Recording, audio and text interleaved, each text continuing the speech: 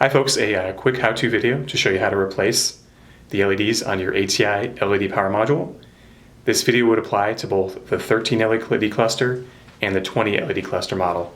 For this, the only tool you're going to need is a 2mm hex key, and step number one is going to be to remove the reflector by removing the 2 hex screws on each end of the reflector itself.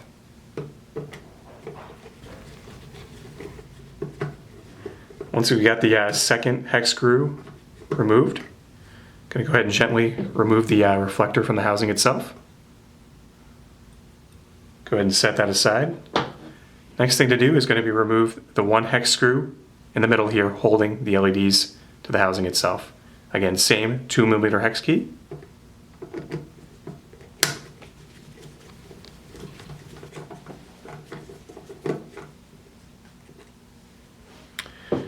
Once you got the screw removed, just going to gently pull the LED assembly up, wiggle it a little bit, and you can see underneath that it's actually got 2 connectors, one on each end. If you gently keep pulling up,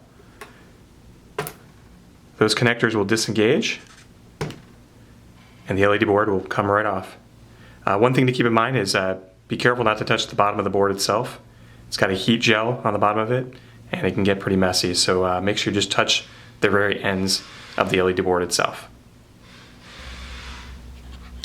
Next step is to install our new LED cluster. For that, I would actually grab a flat-bladed screwdriver. And what you're going to do is just gently set it underneath the connector here. It's a little bit low to the ground, and if you put the screwdriver underneath it, it'll prevent it from falling back in through the hole in the housing there.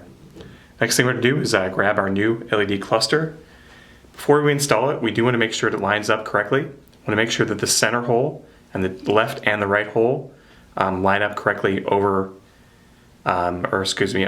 the LED board itself. If you got it oriented incorrectly, the center hole will actually not line up. And obviously that needs to in order to be able to secure it back to the board. So again, in this case we've got it lined up correctly. We're going to go ahead and install the left connector. Just going to gently push down.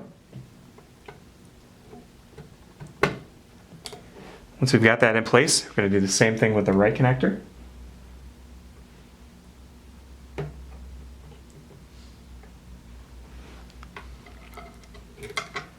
Got that in there well. Next, we're going to reinstall our screw. Again, 2mm hex key.